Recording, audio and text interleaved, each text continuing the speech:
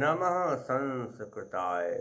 संस्कृत कक्षा में आपका स्वागत है। मैं प्रतीत राम वर्मा, असिस्टेंट प्रोफेसर, श्री गांधी महाविद्यालय, सिधौली, सीतापुर।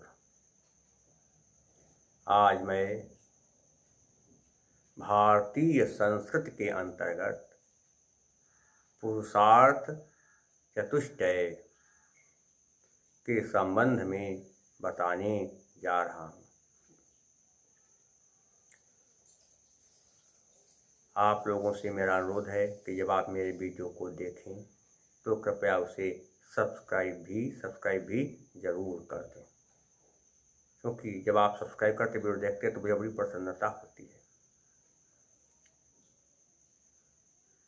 संस्कृत पढ़ने वाले लोगों की संख्या बहुत कम है, लेकिन फिर भी लगभग 2 महीना हो गए मैं वीडियो बना रहा हूँ। 3000 के ऊपर मेरा वीडियो देखने वाले लोगों की संख्या पहुँच गई, 3000 के ऊपर निकल गई है। तो पुरुषार्थ चतुष्टय के संबंध में मैं आपको बता रहा हूँ। इस संसार में प्रत्येक जीव सुख पाना चाहता है, सोचता है कि हमें हमेशा सब प्रकार के सुख मिले, हमें दुख न मिले, हमारा जीवन हमेशा आनंदित रहे।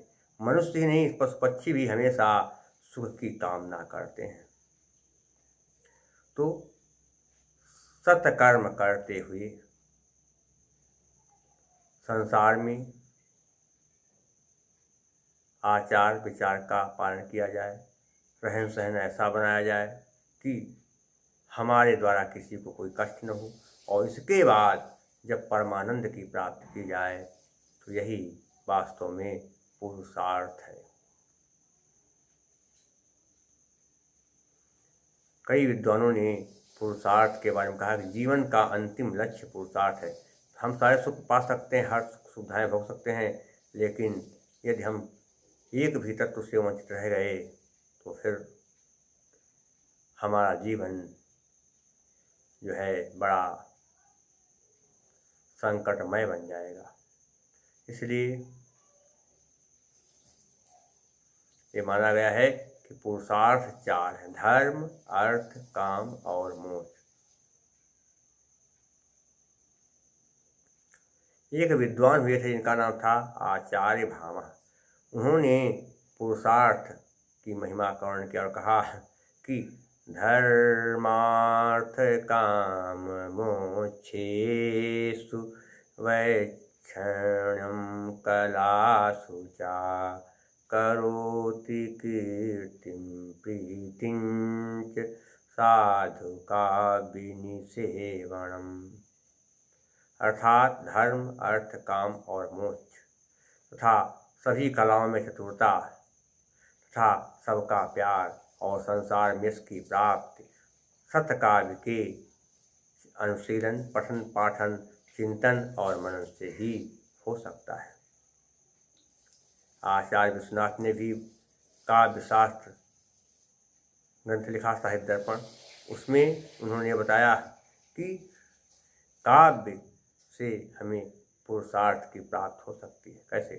चतुर्वर्ग फल प्राप्ति सुखादल्प धियामपि काव्यादेव यतस्तेन तत्स्वरूपं निरूप्यते। काव्य से सब कुछ मिल सकता है। तो ये चारों पुरुषार्थ धर्म, अर्थ, काम और मोक्ष एक दूसरे से संबंधित है।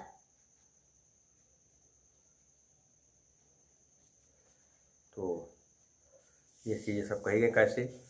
और नाटक में तो केवल 3 साधनों को माना गया: धर्म, अर्थ, काम को। त्रिवर्ग साधनम नाट्यम। यहाँ पर हम चारों के बारे में चर्चा करें। पहला है क्या? धर्म। धर्म शब्द धिय धारणे धातु में मप प्रत्यय के योग से बना है, जिसका अर्थ होता है जो धारण किया जाए उसे धर्म कहते हैं। जो धारण किया जाए उसे धर्म कहते हैं। और धारण क्या किया जाए? सद्गुण धारण किया जाए: सत्यता, ईमानदारी, निर्लोभ और प्रिय वाणी बोलना चाहिए, प्रिय वाणी। अस्तेज से बचें, चोरी न करें, सत्य, अहिंसा, अस्तेय, अपरिग्रह, ब्रह्मचर्य, इन सबको धारण करना ही क्या है, ब्रह्म कहलाता है। महर्षि कणाद ने कहा, जिसके द्वारा हर प्रकार का कल्याण हो जाए, सब प्रकार की सिद्धि प्राप्त हो जाए, उसे धर्म कहते हैं। क्या कहा, यतो अभ्युदयनिः श्रेयसिद्धिः सधर्मः। अभ्युदय का अर्थ होता है हर प्रकार का कल्याण हो, लेकिन हमें कल्याण प्राप्त करने के लिए अपनी सीमा को नहीं त्यागना चाहिए, कोई अनैतिक कार्य नहीं करना चाहिए। हमें धर्म का पालन करना चाहिए, क्योंकि धर्म के द्वारा ही उन्नति का मार्ग खुलता है। धर्म के 4 स्तंभ माने गए, श्रुति अर्थात वेद, स्मृति अर्थात धर्मशास्त्र, सदाचार अर्थात शिष्टाचार और आत्मसंतुष्टि।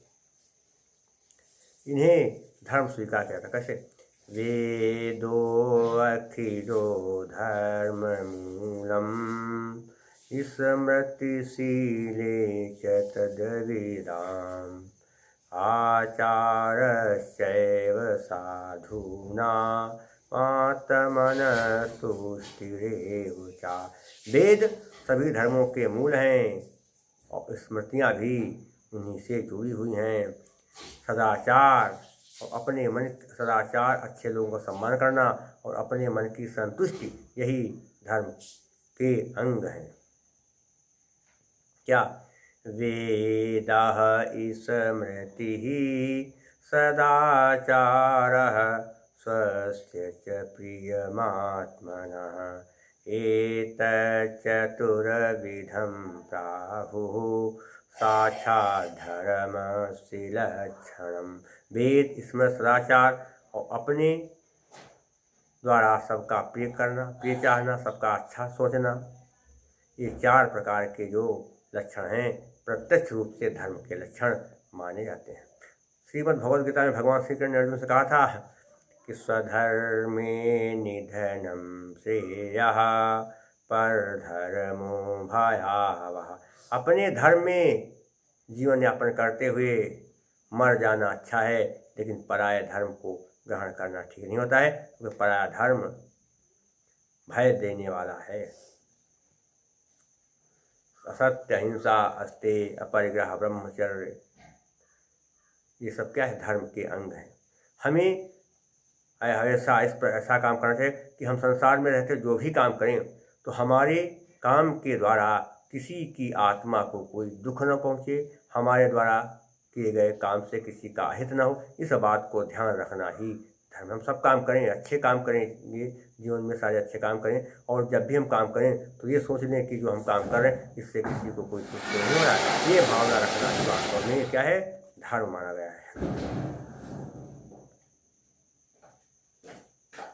और धर्म से ही जो है क्या है, कहा गया है कि धैर्य, क्षमा, दमो अस्तेयम, शौचमिन्द्रिय निग्रहः, धीरविद्या, सत्यम, क्रोधो, दशकम धर्मलक्षणम्।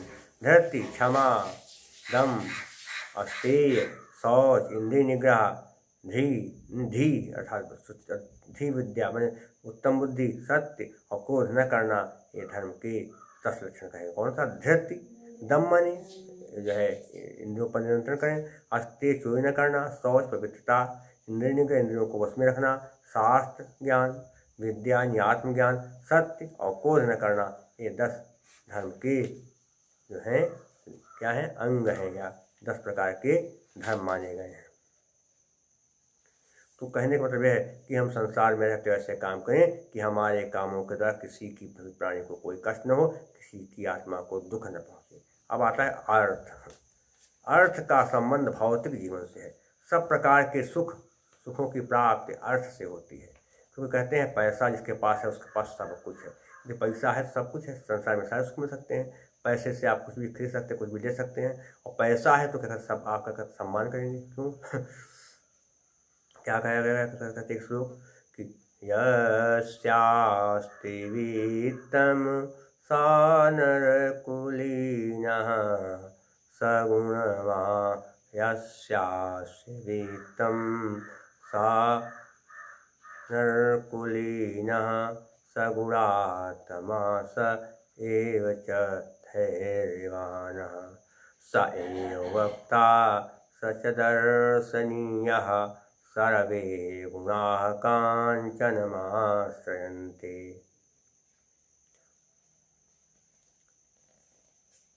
भौतिक जीवन से अर्थ का संबंध होने के कारण आचार्य कौटिल्य ने अपने प्रसिद्ध शास्त्र को अर्थशास्त्र कहा।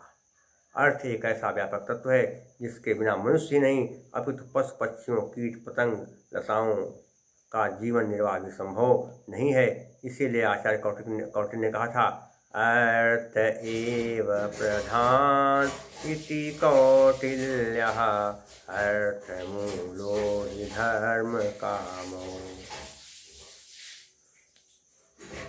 अर्थ पिपासा व्यक्ति कितनी प्रबल होती है कि वो अर्थ संचय में पढ़ करके बड़ा स्वार्थी हो जाता है, लेकिन जीवन का अंतिम लक्ष्य मोक्ष है, उसको मोक्ष भी दिखाई नहीं देता। कुछ लोग क्या कहते हैं, सुख सुविधाओं मौज मस्ती पाने के लिए उल्टे सीधे अनैतिक कर्म करते हैं।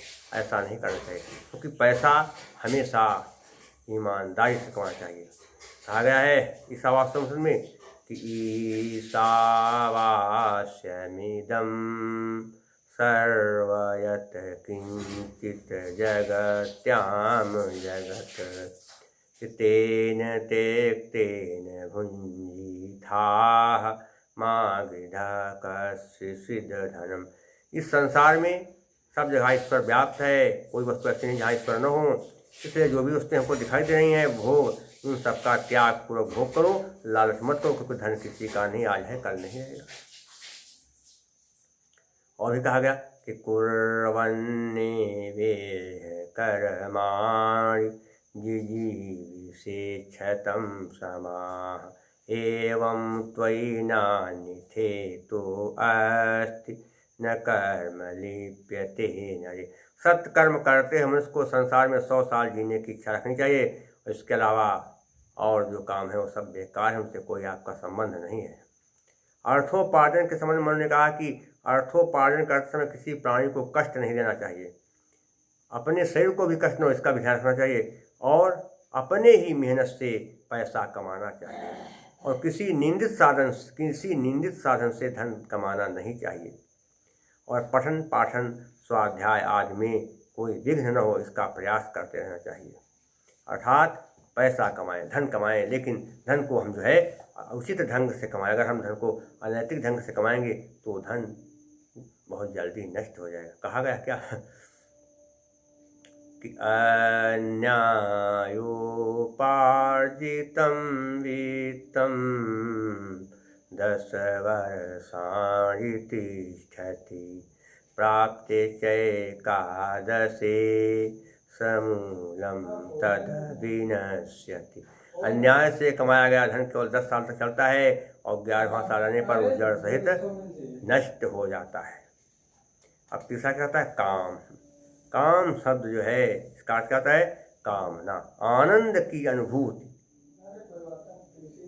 की जो इच्छा होती है, आनंद प्राप्त करने की जो इच्छा होती है उसे कहते हैं काम। हमारे यहाँ काम को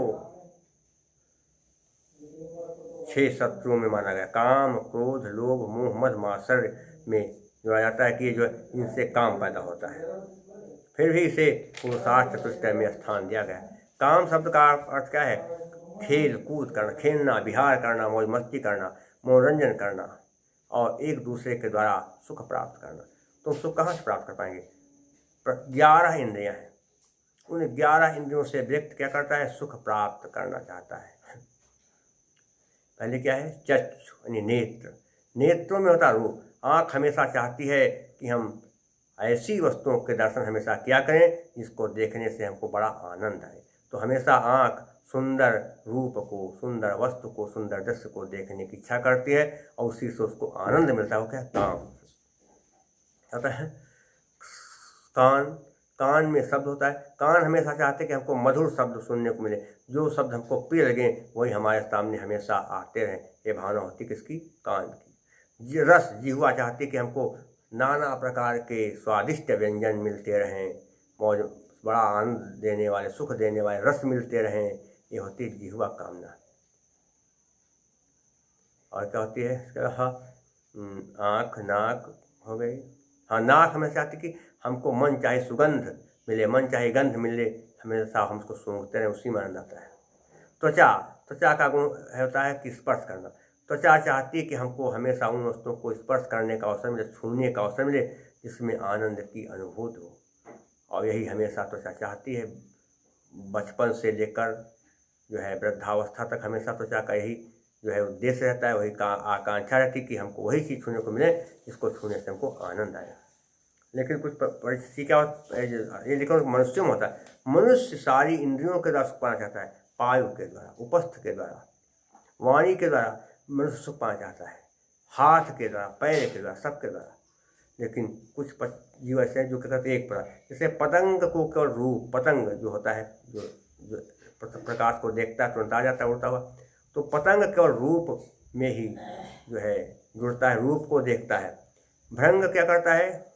वो गंध को ही सूंघता है। कुरंग माने हिरण केवल शब्द को यानी गान को सुनता है। और मीन माने मछली रस को ही चाहती है। मातंग केवल स्पर्श यानी मातंग माने हाथी स्पर्श को ही ज़्यादा महत्व देता है। मातंग को रस स्पर्श ही ज़्यादा प्रिय, ये सब होता है। मनुष्य ही एक ऐसा प्राणी है जिसे पांचों इंद्रियों के बाद पांचों विषय प्रिय हैं। इन विषयों से बच पाना उसका बड़ा कठिन होता है। पुरुष का स्त्री के प्रति और स्त्री का पुरुष के प्रति स्वाभाविक आकर्षण ये काम का अंग है।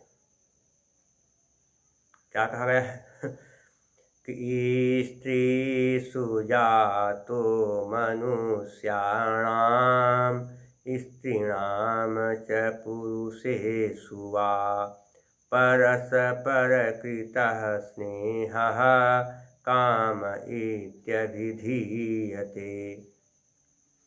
स्त्री को पुरुष प्रिय लगता है और पुरुष को स्त्री प्रिय लगती है, और इसी में क्या है, परस्पर आपस में एक दूसरे के प्यार में बन जाते हैं और जो है एक दूसरे के स्पर्श, चुंबन, आलिंगन से ये दोनों सुख प्राप्त करते हैं। तो तमाम प्रकार के सुखों को प्राप्त करना ही काम कहलाता है। काम भावना कहते कि सब प्रकार के सुखों को प्राप्त करना काम कहलाता है। लौकिक आनंद और प्राप्त करना, शारीरिक आनंद, ये सब आनंद, सारे आनंद प्राप्त करना ही एक प्रकार का जो है काम है। ये स्त्री पुरुष क्रियाएँ करते हैं, प्यार करते हैं, क्या है, काम की भावना है।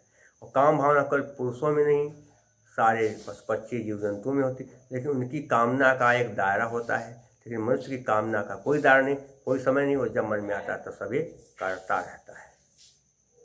ये हो गया काम। मोक्ष क्या है? संसार में 3 प्रकार के दुख है। क्या? दैहिक, दैविक, भौतिक तापा, राम राज नहीं कवनी व्यापा। ये क्या होता है? शरीर, जो शरीर में कष्ट हो जाए, दर्द हो, परेशानी हो, बुखार आए, कुछ भी, तो उसे क्या दैहिक ताप कष्ट, दैहिक, दैविक, कोई आकाश से कोई घटना घट जाए, कोई कहते आकाश बाहर खड़ा है, अचानक कहते पेड़ की डाल टूट, पेड़ गिर गया, उसके ऊपर टूट करके गिर गया तो क्या हुआ? मर गया। बिजली आकाश से गिर गई, क्या हुआ? ये सब क्या हो गया? दैवी आपदा। बाढ़ आ गई, उससे आदमी परेशान है, सूखा पड़ गया, उससे परेशान। तो प्रकृति के द्वारा दिए जाने वाले दुखों को कहते हैं दैविक ताप, दुख। भौतिक, जो प्राणियों के द्वारा दुख, क्या कहते हैं, दुख दिए जाते हैं, उनको कहते हैं भौतिक दुख। जैसे सांप ने डस लिया किसी को, और किसी जीव जंतु, किसी जीव को सिंह ने जो है दबोच लिया, मार डाला, मगरमच्छ ने किसी को खा लिया, सब क्या भौतिक।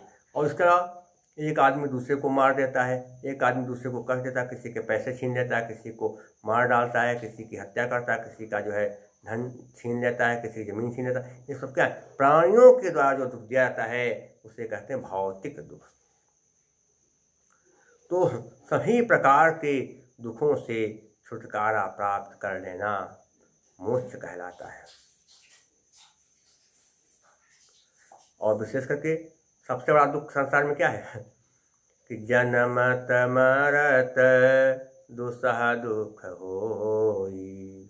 भगवान शंकर ने काकभूषण के गुरु से कहा था कि संसार में सबसे बड़े दुख दो हैं। कौन कौन दुख है? कि क्या करने का कहते कि एक तो पैदा होना, कर दूसरा मरना। कि जन्मत मरत दुसह दुख होई, मम प्रभाव स्वल पौ नहीं सोई। ये दुख है। कहा सबसे बड़ा दुख क्या संसार में? जन्म लेना ही सबसे बड़ा दुख है। जब कोई जीव गर्भ में आता है तो गर्भ में उसको बहुत दिनों तक पिंड में बंधे, जेल से भी भयंकर जगह में बंद रहना पड़ता है। छोटी सी जगह में उसको कर रहना पड़ता है। किसी को 4 महीने, किसी को 6 महीने, किसी को 10 महीना, सबको गर्भ में बंद रहना पड़ता है। वो बहुत बड़ा कष्ट है। और दूसरा क्या है? मृत्यु के समय में भी व्यक्ति को महासंकट भोगने पड़ते हैं। बहुत दुख होता, बहुत पीड़ा, बहुत परेशानी होती। किसी की मौत तो आराम से हो जाती, लेकिन ज़्यादातर मौत में जो है महापीड़ा होती, महाकष्ट होता है। ये वही बता सकता है जिसकी मृत्यु होगी, और जिसकी मृत्यु हो जाए वो कैसे बता ही नहीं पाएगा। तो क्या है? जन्मत मृत्यु सा दुख होई। लेकिन क्या कहा गया है कि जन्म और मरण के चक्कर से मुक्ति प्राप्त कर लेना ही मोक्ष कहलाता है। अर्थात इस संसार में जन्म न लेना पड़े और न मरना पड़े, यही इस मोक्ष की प्राप्ति, यही मोक्ष है। कहा गया, ऐसे कहते आपको बताया एक उदाहरण क्या कहते आपके क्या कहते, मान लीजिए आप जा रहे हैं और आपके 500 रुपये गिर जाएँ, जेब से निकल कर खिसक जाएँ, तो आपको बड़ा दुख होगा कि ये 500 रुपये खो गए। और वही 500 रुपये कहते आपको कहीं वही खोए हुए 500 आपको मिल जाए, अचानक फिर में आ जाए जेब में, तो आप बड़े मगन कह रहे देखिए खो गए, मिल गए, बड़ा खुश। तो खोए तो दुख हुआ और मिल गए तो आनंद आया। और अगर खोए ही ना, ये में रखे हैं, तो परमानंद, सबसे आनंद है कि जब कोई दुख आए ही नहीं तो हम सुख की अनुभूति ही नहीं कर पाएंगे। तो जब दुख ना आए और तो हम सुख की अनुभूति नहीं, दुख ना आए और अगर दुख आया, दुख दूर हो गया तो हमको सुख की अनुभूति हुई। तो यही कितना दुख आए न सुख आए, तो यही सबसे बड़ा आनंद है, परमानंद है, यही मोक्ष की प्राप्ति। अर्थात संसार में जन्म मरण न लेना पड़े, न संसार में जन्म लेना पड़े कभी, और न संसार में हमारी कभी मौत हो। इस भावना से व्यक्ति युक्त हो जाए, ये स्थिति जब व्यक्ति को प्राप्त हो जाती है, यही मोक्ष कहलाती है। भगवान श्री कृष्ण ने कहा था कि मोक्ष का अधिकारी कौन बनता है? जो शुभ अशुभ कर्मों का, शुभ अशुभ फलों का परित्याग कर देता है। जो व्यक्ति शुभ और अशुभ फलों का परित्याग कर देता है और निष्काम भावना से कर्म करता है, वही अभय पद मोक्ष का अधिकारी बनता है। भगवान श्री कृष्ण ने कहा था कि इंद्रियाणाम निरोधेन राग द्वेष क्षयेण छा अहिंसया च भूताना मृत्यु तत्वायि कल्पते। और यही नहीं, भगवान श्री कृष्ण ने कहा कि हे अर्जुन, सर्वधर्माणि परित्यज्य मामेकं शरणं व्रज अहं त्वां सर्वपापेभ्यो मोक्षयिष्यामि मा शुचः। हे अर्जुन, तुम सारे धर्मों को छोड़ करके केवल एकमात्र मेरे शरण में आ जाओ, तो मैं तुम्हें सारे पापों से मुक्त कर दूंगा और मैं तुम्हें पवित्र मोक्ष की प्राप्ति करा दूंगा। ये भगवान श्री कृष्ण ने अर्जुन से कहा था। तो वास्तव में जीवन का अंतिम लक्ष्य क्या? मोक्ष है। तो इस संसार में रहते हैं मनुष्य को धर्म, अर्थ, काम और मोक्ष पाने के लिए पूरा प्रयास करना चाहिए और ऐसे कर्म करने चाहिए जिसके द्वारा हमें सुख की प्राप्त हो, और हम ऐसे कर्म करें कि हमारे कर्मों से दूसरे लोग भी लाभान्वित हो और प्रसन्न चित्त बने। और यदि हम ऐसा करेंगे तो हमें चारों फल, धर्म, अर्थ, काम और मोक्ष की प्राप्ति हो जाएगी। और जब हम चारों फलों की प्राप्त कर लेंगे, हमको पुरुषार्थ प्राप्त हो जाएंगे, तो हमारा जीवन धन्य हो जाएगा और हम उस परम पद को प्राप्त कर लेंगे इसको पाने के लिए योगी ऋषि मुनि तपस्वी बहुत बड़ी बड़ी साधनाएं करते हैं, फिर भी उनको ये पुरुषार्थ की प्राप्ति नहीं होती है। इन्हीं शब्दों के साथ मैं अपना व्याख्यान आज यहीं पर समाप्त कर रहा हूँ। शेष मैं आपको अगले अंक में बताऊँगा। तब तक के लिए नमः संस्कृताय।